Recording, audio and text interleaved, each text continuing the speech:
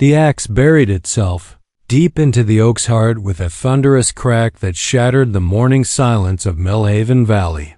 Kestrel Whitmore wiped sweat from her brow, her calloused hands trembling not from exertion but from the massive shadow that had fallen across her woodpile. She turned slowly, knowing exactly who stood behind her before her eyes confirmed it. 7 feet of bronze, muscle and war-painted determination filled her vision. The Apache warrior she'd once called husband stood motionless, his obsidian eyes drinking in every detail of her sun-weathered face. 3 years had carved new lines around those familiar features, but Moccassin's presence still made her heart hammer against her ribs like a trapped bird. "You shouldn't have come back," Kestrel whispered, her voice barely audible over the wind rustling through the cottonwoods.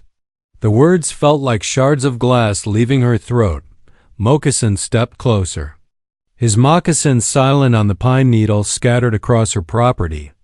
When he spoke, his voice carried the weight of mountains and the fury of prairie storms.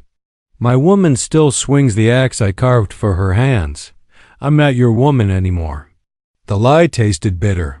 Kestrel raised the axe again, more as a barrier between them than a threat. The divorce papers, white man's papers, mean nothing to Apache heart.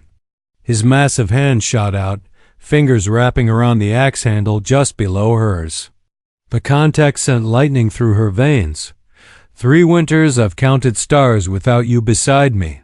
3 summers I've heard your laughter in the wind. The tool clattered to the ground as Kestrel jerked away, her chest heaving. "You chose the warpath. You chose your people over us. I chose survival."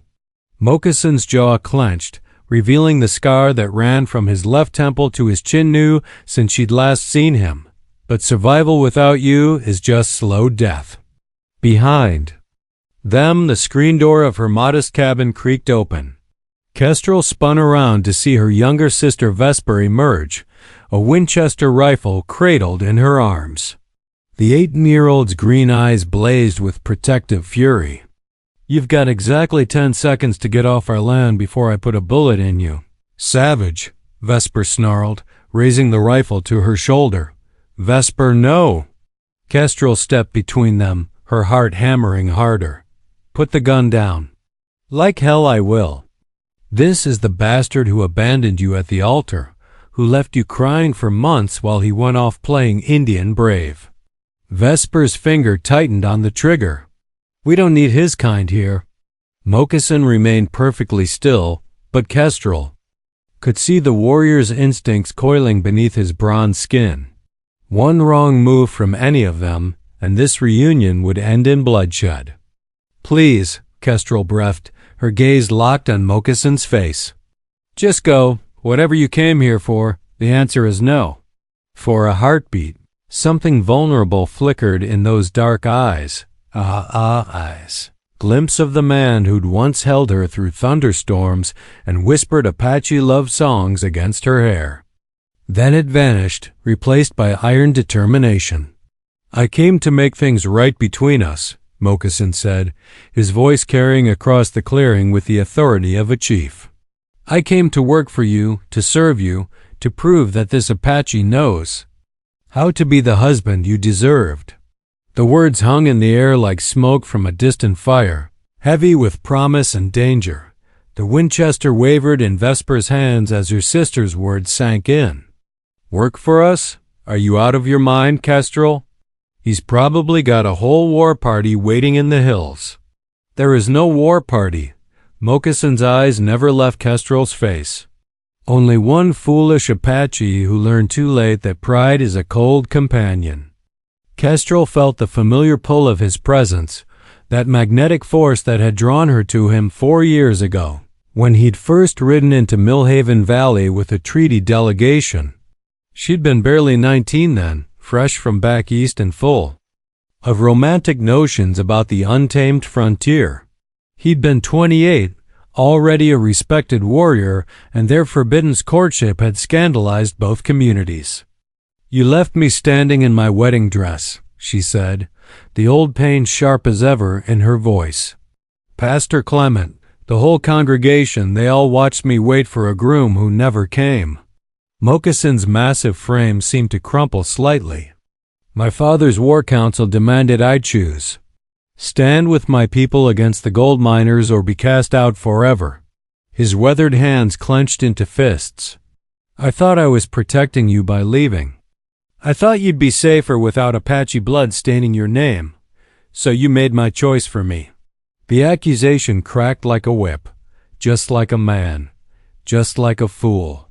The admission came out raw, stripped of pride. Every sunrise since has been punishment for my cowardice. Vesper lowered the rifle slightly, confusion replacing hostility in her green eyes. She'd heard the story countless times, but never this version, never with Moccasin's perspective laid bare. Kestrel studied the man before her, noting new scars crisscrossing his arms and chest. The war paint couldn't hide the hollowness in his cheeks or the way his buckskin shirt hung looser than she remembered. What happened to you? I fought the miners. Allied raids against their camps, their supply wagons. His voice carried the weight of hard-won wisdom. But every victory felt like defeat because you weren't there to share it. Every night around the fire, warriors spoke of their wives, their children. I had only ghosts. The morning sun climbed higher, casting long shadows across the homestead. Kestrel could hear the distant lowing of her cattle, the everyday sounds that had become her entire world since Moccasin's departure. She'd built this life carefully, deliberately, a fortress against the chaos he represented. So now you want to what? Play house? Pretend those 3 years didn't happen? She bent to retrieve the fallen axe, needing something solid to anchor her. I'm not the naive girl you left behind, Moccasin. I've learned to depend on myself. I know. His eyes tracked the confident way she handled the tool, the sure movements of someone who'd carved out survival from nothing. You've become everything I dreamed you could be. Strong, independent, magnificent. The compliment hung between them. Dangerous as dynamite. Vesper shifted uncomfortably, her rifle now pointing at the ground but still ready. Then why come back? Kestrel's voice cracked despite her efforts to remain strong. Why torture us both? Moccasin took another step closer, and she caught the scent that had once been home to her sage and wood smoke and something essentially him, because my chief is dead. My war band scattered to the winds. The Apache way of life dies a little more each day. His voice dropped to a whisper. But my love for you burns brighter than ever. Love? The word exploded from her lips. You call abandonment love? I call it the greatest mistake of my life. He dropped to one knee in the dirt, his massive frame suddenly humble. Work me hard, Kestrel Whitmore. Give me tasks no white man could handle. Let me prove with sweat and blood that this Apache can be the husband you deserve. The sight of the proud warrior kneeling before her hit Kestrel like a physical blow. This was Moccasin, who'd never bent knee to soldier or settler, who'd rather die than show weakness. Yet here he was, pride shattered at her feet. Get up, she whispered, her voice thick with unshed tears. Please, just get up. Moccasin rose slowly, never breaking eye contact with Kestrel. The sight of unshed tears in her blue eyes nearly undid him completely. 3 years of war paint and warriors' masks couldn't hide the truth any longer. He was utterly lost without this woman. You want to work? Kestrel's voice turned steel-hard, the way it got when she was fighting her own heart. Fine, but you'll work by my rules, eat what I give you, sleep where I tell you. And if you run again, if you disappear for even 1 day without explanation, I'll hunt you down myself. Vesper's jaw dropped. Kestrel, you can't be serious. This is insane, maybe. Kestrel hefted the axe, her knuckles white around the handle. But insanity seems to be the family business.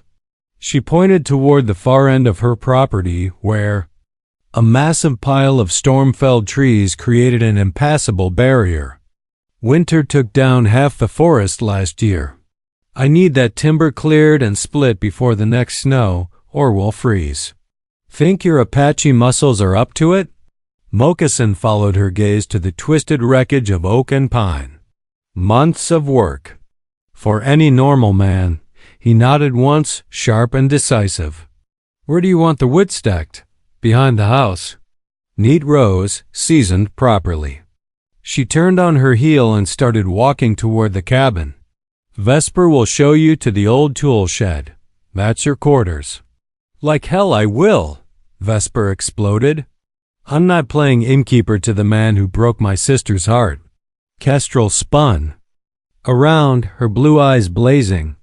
You'll do it because I'm asking you to.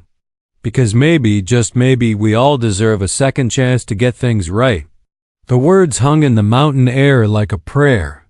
Vesper looked between her sister and the towering Apache warrior, reading the currents of history and heartbreak flowing between them. Finally, she shouldered her rifle with a disgusted sigh. The shed's over there, she muttered, pointing toward a weathered structure near the barn. There's a cot and a wash basin. Don't expect fresh linens, Moccasin nodded respectfully. I'm grateful for shelter. Don't be grateful yet, Kestrel called over her shoulder. You start work at dawn. Break for meals when I say, quit when I say, and Moccasin? She paused at the porch steps. I won't be the only one watching.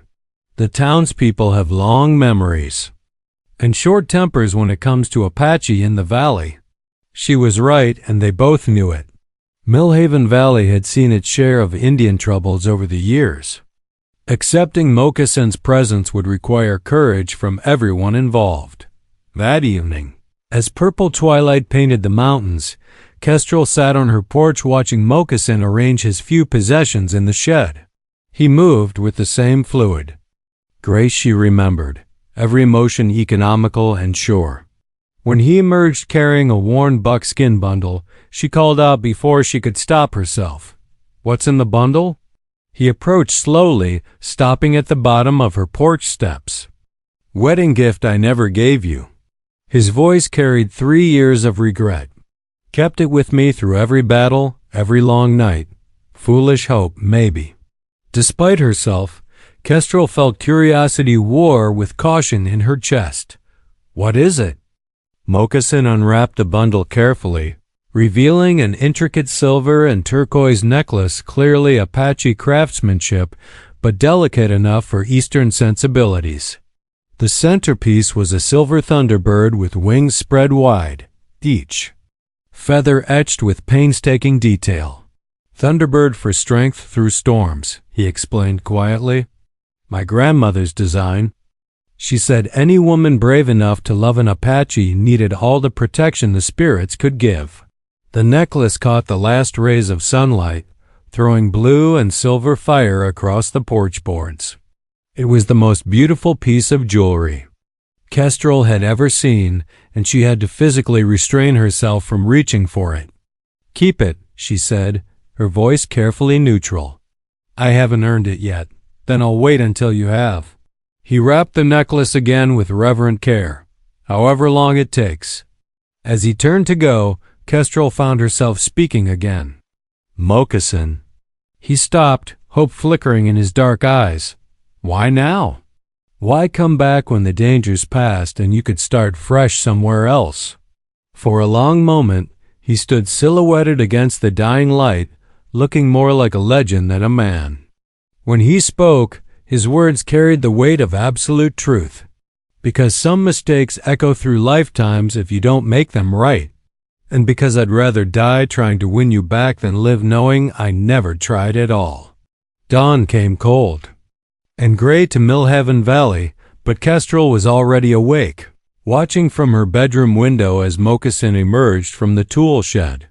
He wore only buckskin pants and moccasins despite the October chill, his bronze skin steaming in the crisp air.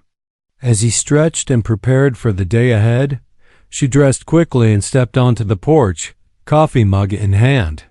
You're up early. Apache rise with the sun. He shouldered her heaviest axe like it weighed nothing. Where shall I begin? Kestrel pointed toward the massive tangle of fallen timber. Start with the biggest oak. Work your way down. She studied his profile as he nodded, noting the grim determination in his jaw. There's jerky and hardtack on the porch rail. Water bucket by the well. Thank you. He started toward the fallen trees, then paused. Kestrel, I know you're watching. To see if I'll quit. I want you to know I've never quit anything that mattered. The first axe blow rang out across the valley like a gunshot, sharp and decisive. Then another, and another.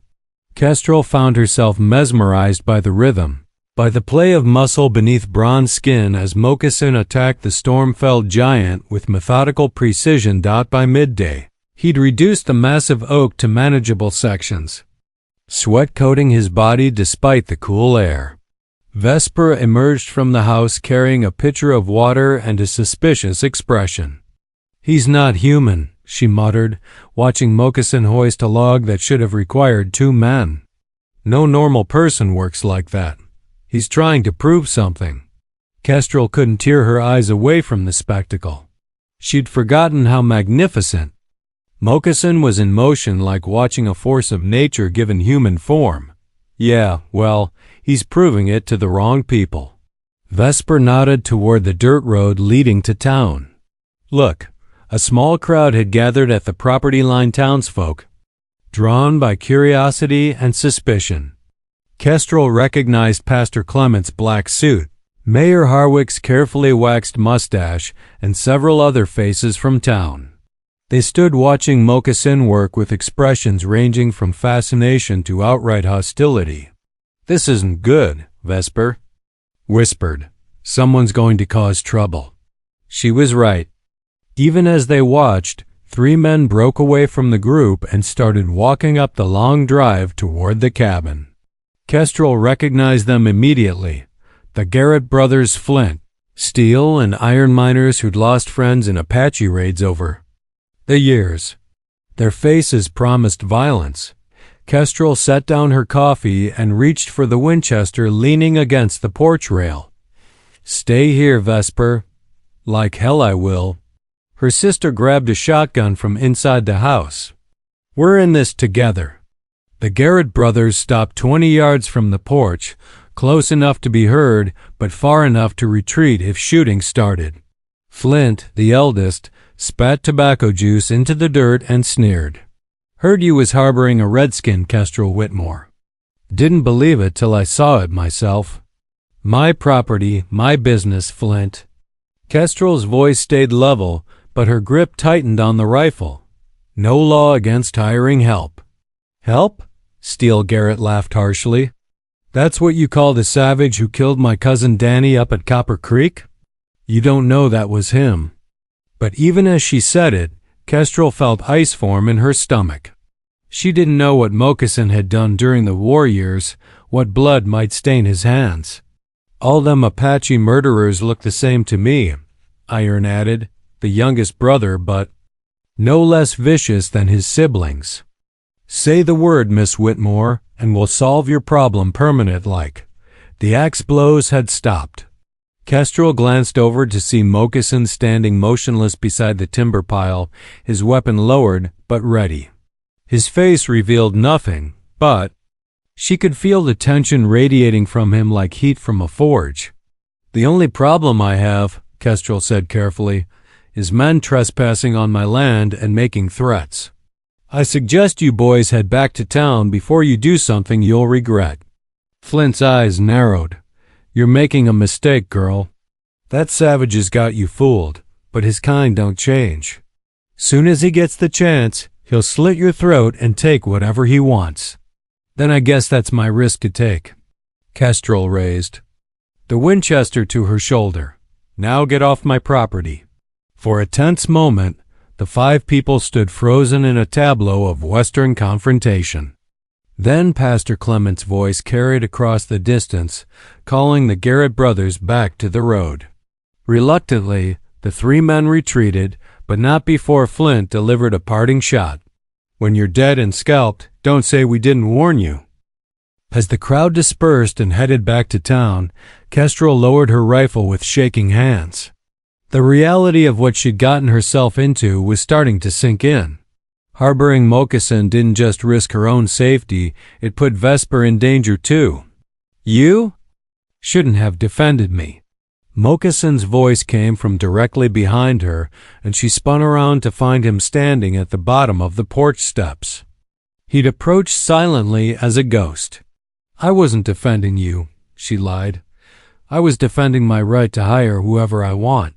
His dark eyes saw through the deception immediately. "They're not wrong about the blood on my hands, Kestrel. I've killed men in battle. White men, Mexican men, Apache who betrayed their people. That can't be washed clean." The honesty hit her like a physical blow.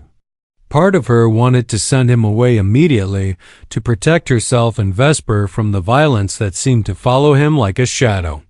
But another part, the part that had fallen in love with a warrior 4 years ago, understood that survival in this harsh land sometimes required harsh choices.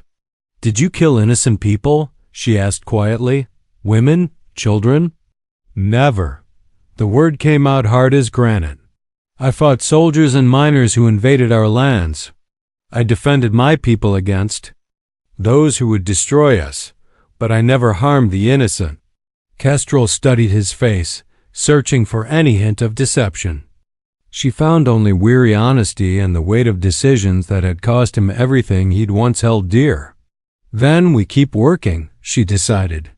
"But Moccasin, if staying here puts my sister at risk, if those men come back with guns instead of threats, then I'll leave." He met her eyes steadily. "Your safety matters more than my redemption." 3 weeks passed in a rhythm as steady as Moccasin's axe. Every dawn brought the sound of him attacking the fallen timber, every dusk found him stacking split wood with mathematical precision behind the cabin. The townsfolk had settled into an uneasy acceptance of his presence, though hostile glances still followed him whenever he accompanied Kestrel to the general store for supplies. Vesper had thawed considerably after witnessing his tireless work ethic and unfailing courtesy. She still slept with a loaded pistol under her pillow, but she'd started leaving extra portions at dinner and occasionally engaged him in conversation about Apache customs and frontier life. The timber pile had shrunk to manageable size when the first snow began falling, fat, lazy flakes that promised a hard winter ahead. Kestrel stood on her porch watching Moccasin work despite the weather, his bronze skin glistening with melted snow and sweat. "He's going to catch his death out there," Vesper observed, joining her sister with 2 cups of hot coffee. "Stubborn as a mule." "Stubborn as an Apache," Kestrel corrected, accepting the warm mug gratefully. "They don't believe in admitting weakness, even when they're obviously freezing." Vesper shook her head. "Men are idiots, no matter what color they come in." Despite her worry, Kestrel smiled at her sister's assessment.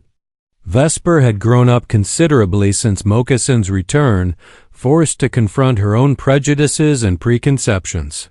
The experience had matured her in ways that formal education never could. Thunder rumbled overhead, low and ominous. Within minutes, the gentle snow had transformed into a howling blizzard that reduced visibility to mere yards.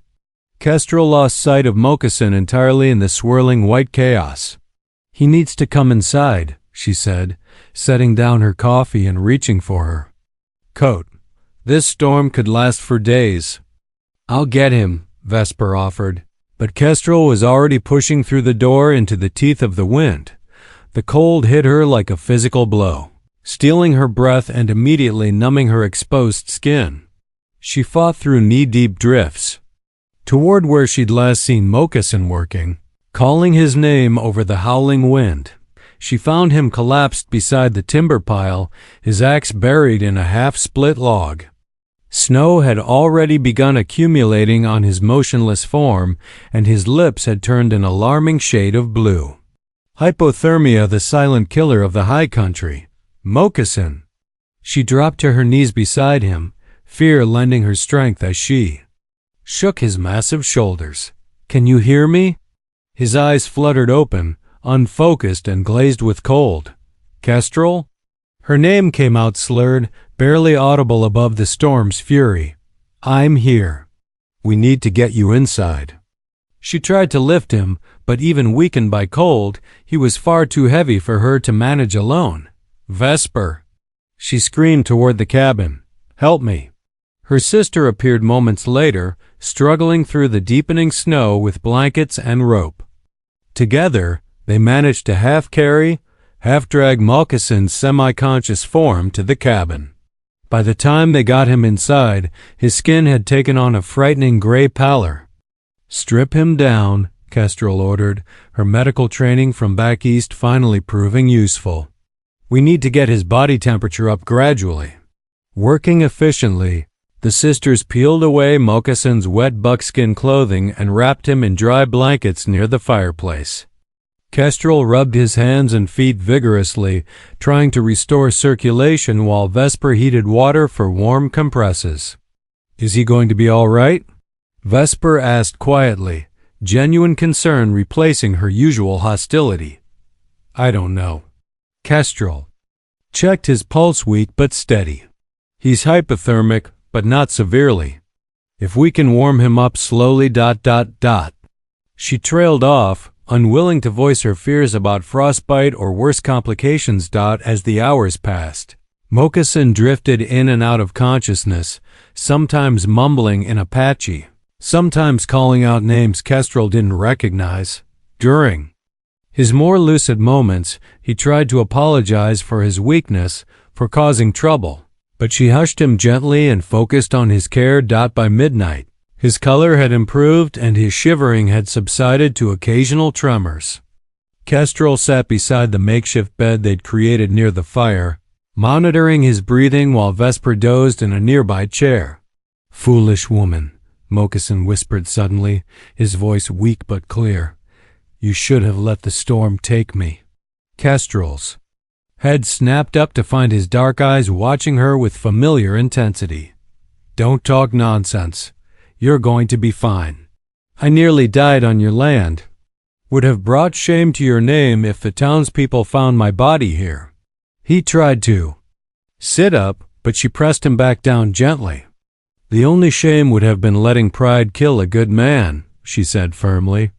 "You've worked yourself half to death trying to prove something that didn't need proving. It needed proving to me." His hand found hers beneath the blanket, his fingers still cold but growing stronger. "Every log split, every cord stacked payment for the pain I caused you." The contact sent familiar electricity through her system, but she didn't pull away. 3 weeks of watching him work with quiet determination had worn down many of her defenses. This man wasn't the same impulsive warrior who'd left her at the altar.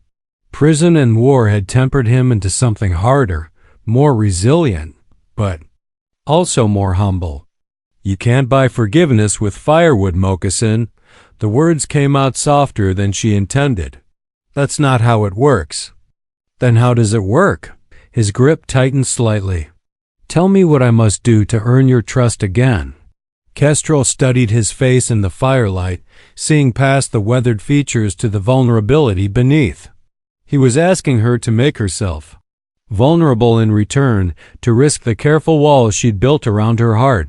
"I don't know," she admitted finally. "I honestly don't know." Outside, the storm raged with undiminished fury, but inside the cabin, something had shifted between them. Not forgiveness, exactly, but perhaps the first tentative step toward understanding. The blizzard lasted 3 days, trapping them all in the cabin together. During that forced intimacy, old patterns began to reassert themselves despite Kestrel's best efforts to maintain distance.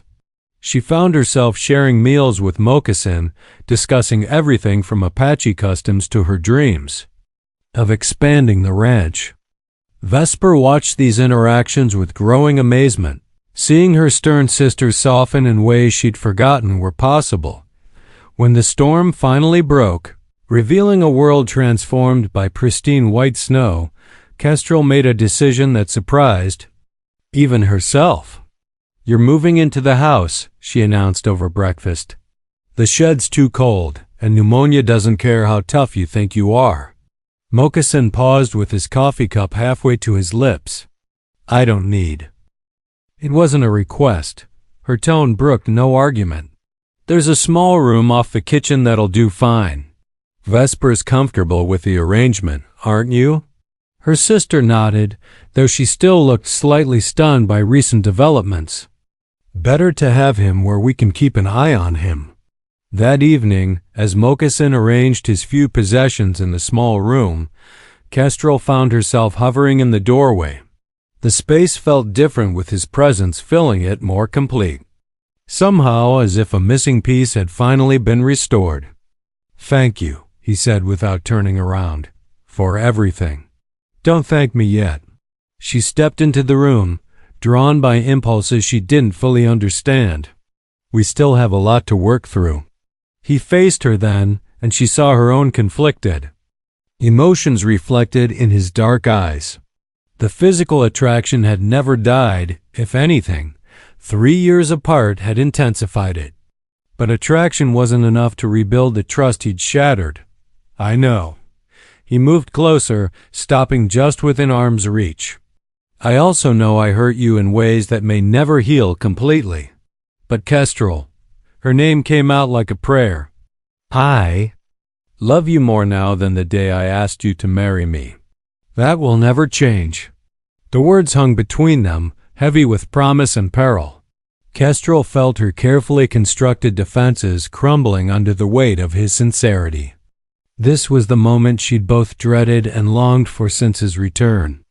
"Love isn't always enough," she whispered, even as her body swayed toward his. "Sometimes love means walking away before you destroy each other completely.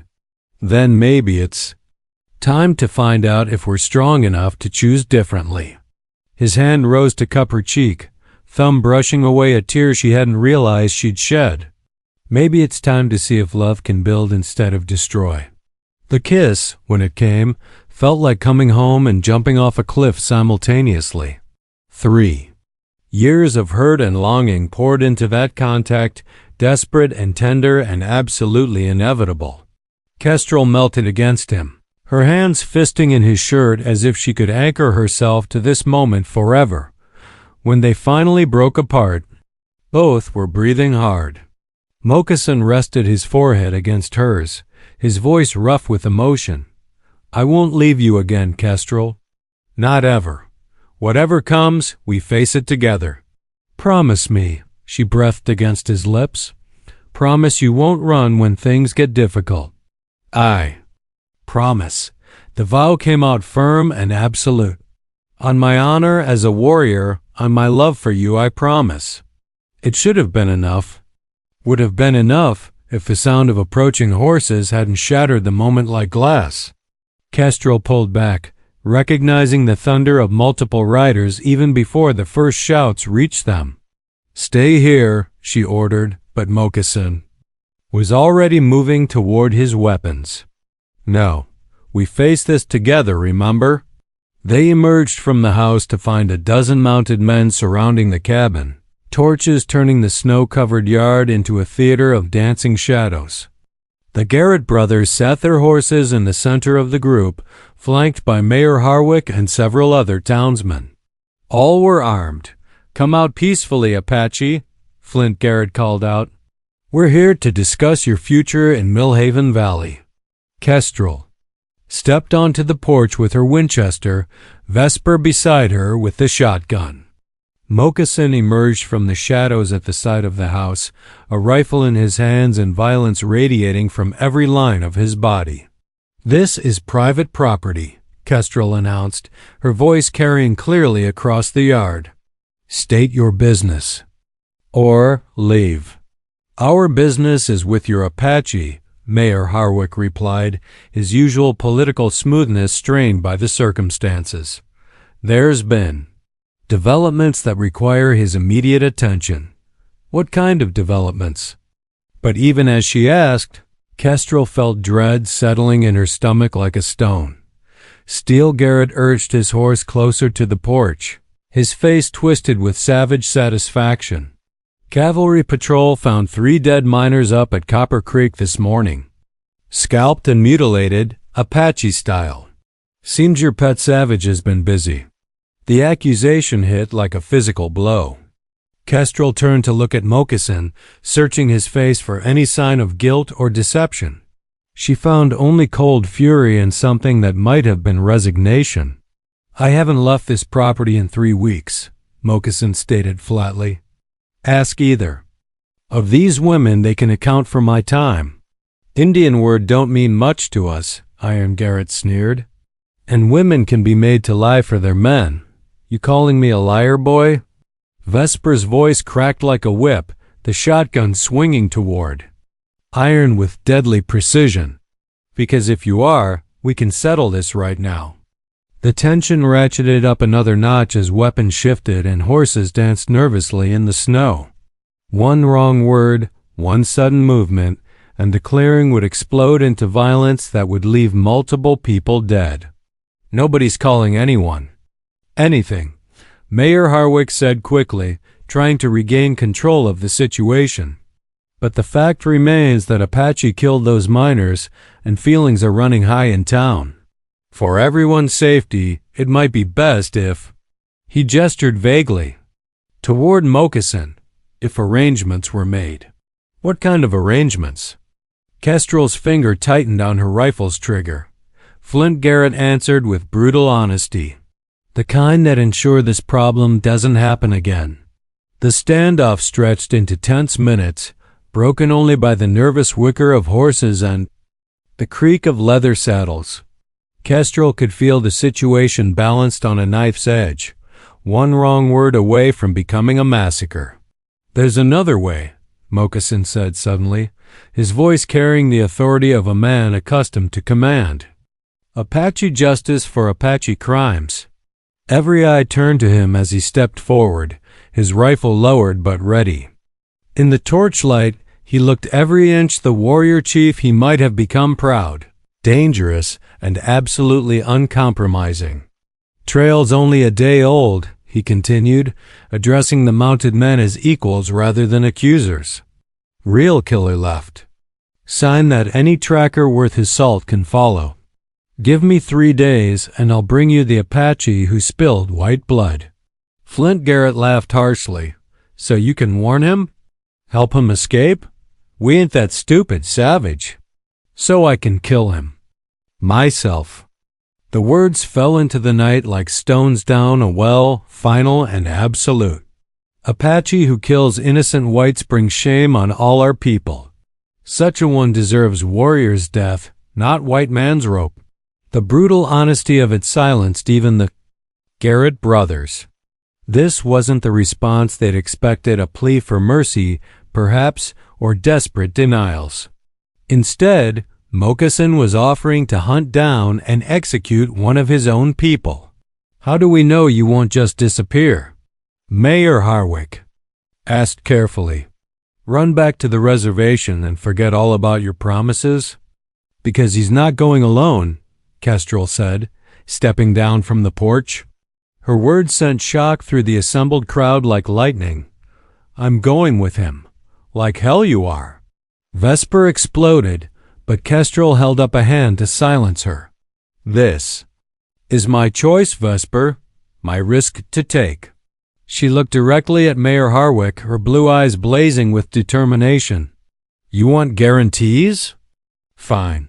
If we're not back in 3 days with proof of the real killer, you can have your pound of flesh. Moccasin turned to stare at her, his dark eyes wide with something between admiration and terror. Kestrel, no. This isn't your fight. It became my fight the moment you knelt in my yard and asked for a second chance. She moved to stand beside him, presenting a united front to the hostile crowd. We do this together, or not at all. The Garrett brothers exchanged uncertain glances. This wasn't how lynch mobs were supposed to work. The intended victim wasn't supposed to have allies, wasn't supposed to offer alternatives to summary justice. "What proof?" Steele Garrett demanded suspiciously. "How do we know you won't just bring us some innocent Apache and claim he's the killer?" Moccason's jaw tightened at the insult, but he kept his voice level. "Because Apache don't lie about death. When I bring you the killer, you'll see the truth in his face, or you can shoot me where I stand." "And if you don't find him at all?" Flint pressed. "Then we come back empty-handed and face whatever justice you think we deserve." Kestrel's voice never wavered, though inside she was terrified by her own boldness. "But give us the chance to prove his innocence the right way." A long silence stretched across the snow-covered clearing. The townsmen shifted restlessly in their saddles, the bloodlust that had driven them here beginning to cool in the face of unexpected reasonableness. Mayor Harwick cleared his throat nervously. 3 days, he said finally. "But we post guards on all the trails out of the valley.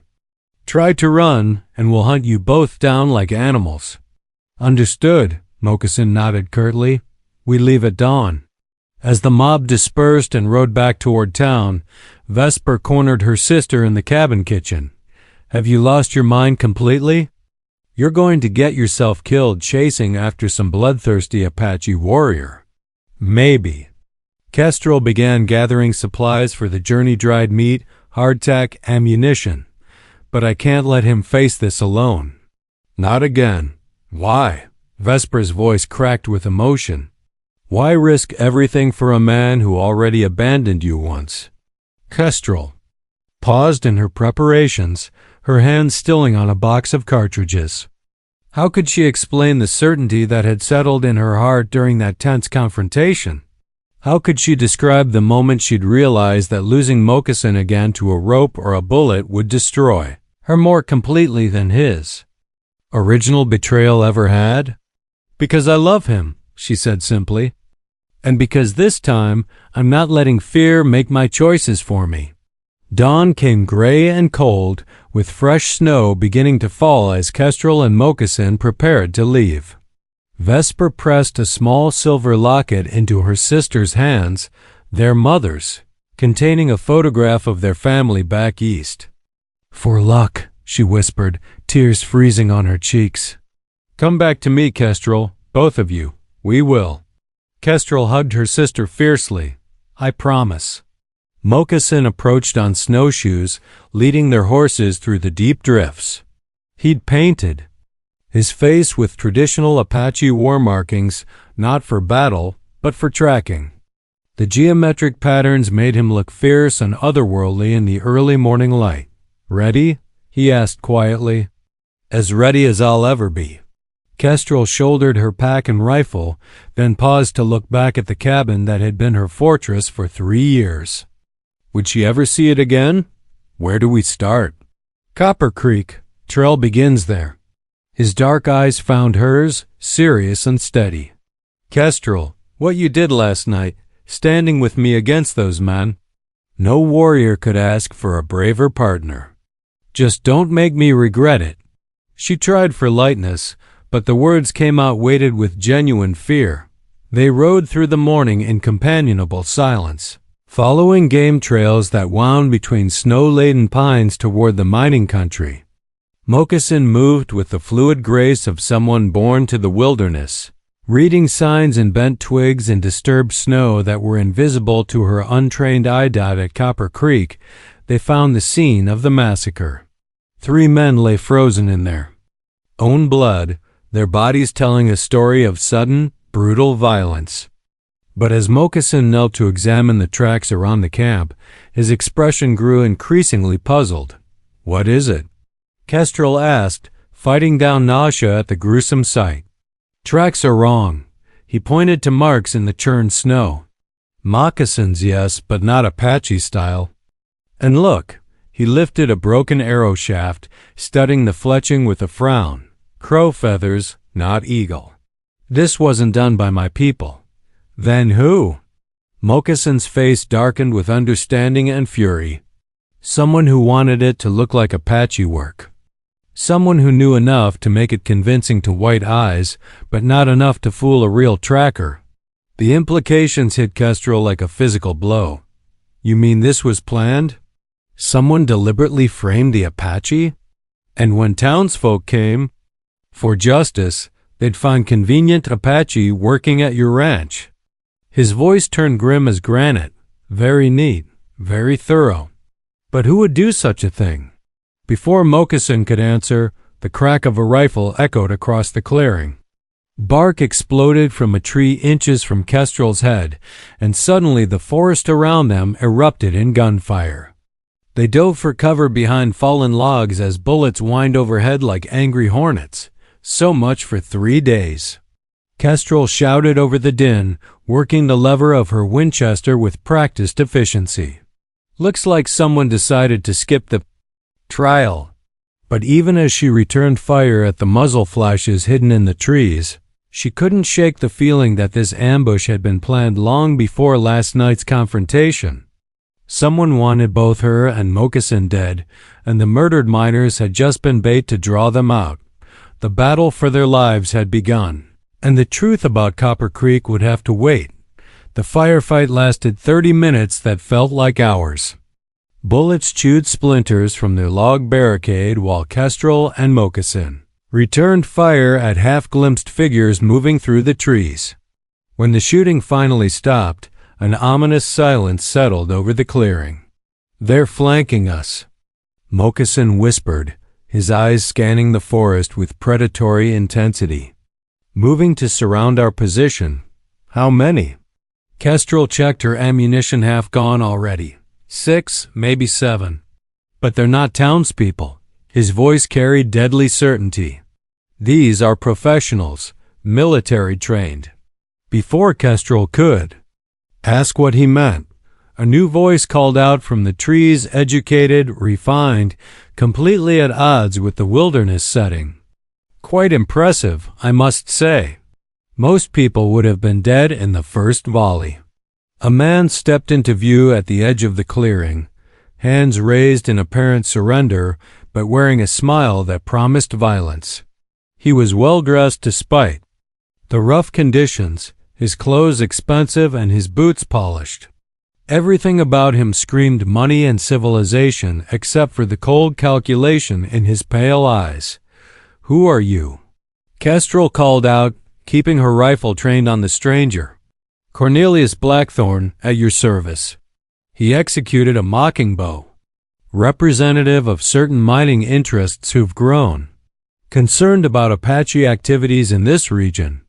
Moccasin's face hardened with recognition. "Gold company, man, I should have known." "Very good.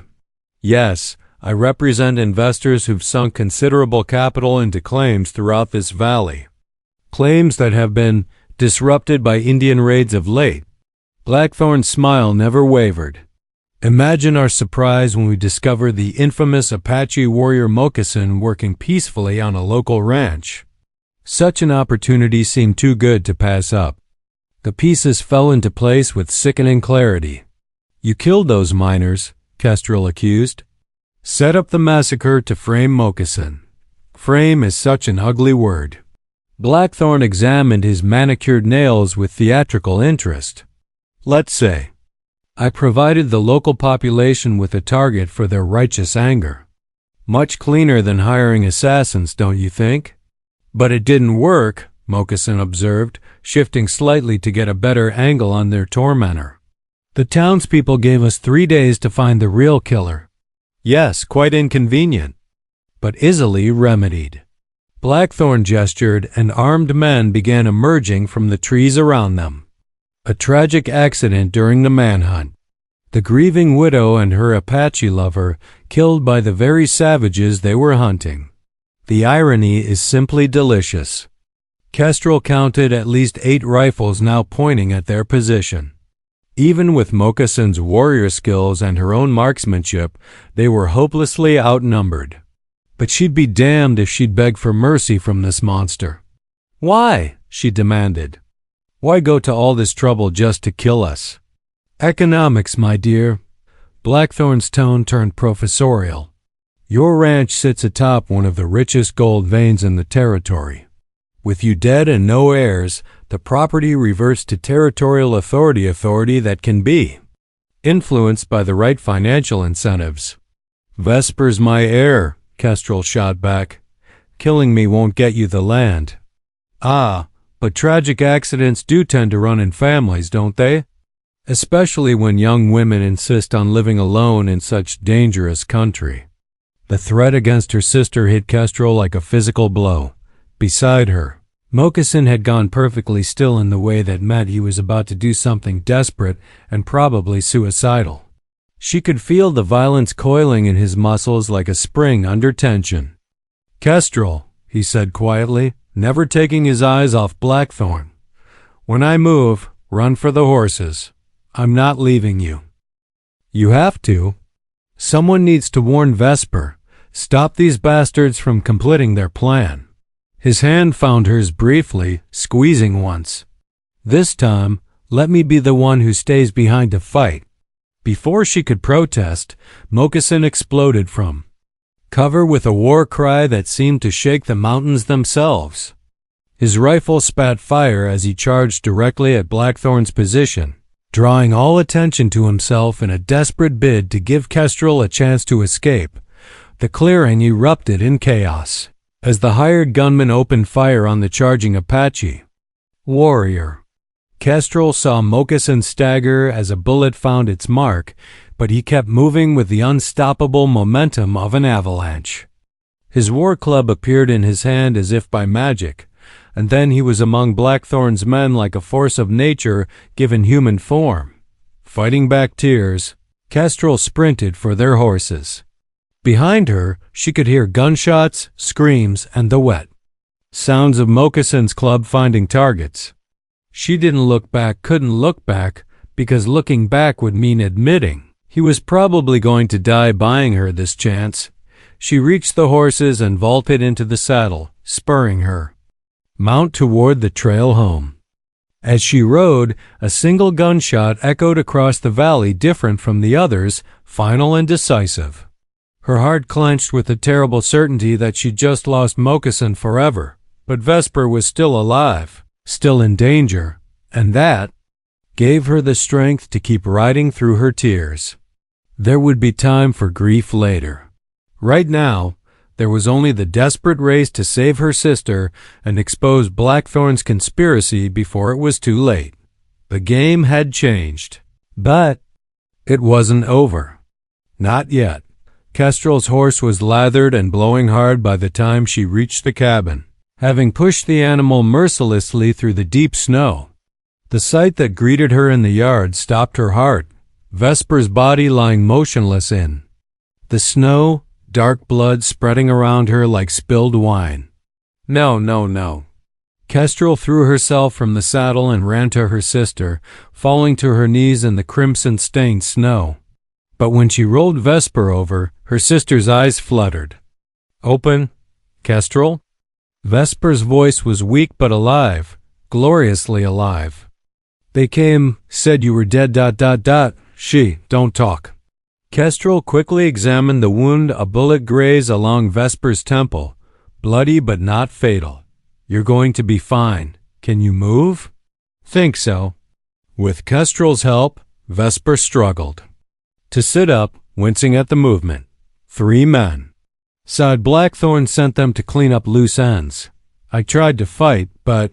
"You did good, baby sister. You're alive, and that's what matters." Kestrel helped Vesper to her feet, supporting her weight. "But we need to get out of here, now. What about Moccasin?" Vesper's eyes were clearer now, focusing on her sister's tear-streaked face. "Where is he?" The question hit like a knife to the heart. He didn't make it." The words came out broken, barely audible. "He saved my life, but the cost..." Before Vesper could respond, the thunder of approaching horses filled the air. A dozen riders were coming up the trail at full gallop, but these weren't Blackthorn's hired killers. Kestrel recognized Mayor Harwick's portly frame and the Garrett brothers' distinctive silhouettes. "Miss Whitmore," the mayor called out as they reached the yard. "Thank God you're alive. We've been looking everywhere for you." How did you know to come here? Kestrel demanded, still supporting her wounded sister. Your Apache friend, Flint Garrett answered, his voice carrying an emotion Kestrel had never heard from him before. Respect. Rode into town looking like death, warmed over, covered in blood and barely staying in the saddle. Kestrel's heart stopped. Moccasin? He's alive? Alive and raising hell, Steele Garrett added with what might have been admiration. Stormed into the mayor's office demanding, "We ride out here immediately." Said your sister was in danger from the real killers. Where is he now? The question came out as barely a whisper. Mayor Harwick gestured toward the rear of the group, and Kestrel's knees nearly gave out with relief. Moccasin sat his horse at the back of the crowd, his left arm bound in a crude sling and his face painted with exhaustion and pain. But his dark eyes found hers across the distance, and the love she saw there nearly broke her heart all over again. He told us everything, the mayor continued. About Blackthorn, the fake massacre, the plan to steal your land. We found 3 bodies at the mining camp. Blackthorn's men, all of them. Your Apache friend left quite an impression. What about Blackthorn himself? Gone to ground like the snake he is, Iron Garrett spat. But we'll find him. Man like that can't hide in country like this for long. Moccasin urged his horse forward, ignoring the obvious pain the movement caused. When he reached Kestrel and Vesper, he dismounted stiffly and stood before them like a man awaiting judgment. I'm sorry, he said quietly. I should have been here. To protect her. You were busy saving my life, Kestrel replied, tears streaming down her face. And you came back. You actually came back. I promised I wouldn't leave you again. Despite his wounds, despite the exhaustion written in every line of his body, Moccasin's voice carried absolute conviction. That promise stands as long as I draw breath. Vesper, still leaning heavily on her sister, looked between them with dawning understanding. So what happens now? Before anyone could answer, a distant gunshot echoed across the valley, followed by shouting from the direction of town. Mayor Harwick cursed under his breath. Blackthorn, he said grimly. Sounds like he's making his play. Then we finish this, Kestrel said, her voice hardening with resolve. She helped Vesper onto one of the spare horses, then swung into her own saddle. All of us, together. As the enlarged posse thundered toward town, Kestrel found herself riding beside Moccasin despite his obvious wounds. The man who'd left her at the altar 3 years ago was truly gone, she realized. In his place was someone harder, more determined, someone who'd learned the true cost of abandoning the people you love. The final confrontation was coming, but this time they would face it united. Whatever Blackthorn had planned for Millhaven Valley, he was about to discover that some bonds were stronger than gold, and some loves were worth fighting for no matter the cost. The Apache warrior and his woman rode toward their destiny together, and heaven help anyone who stood in their way.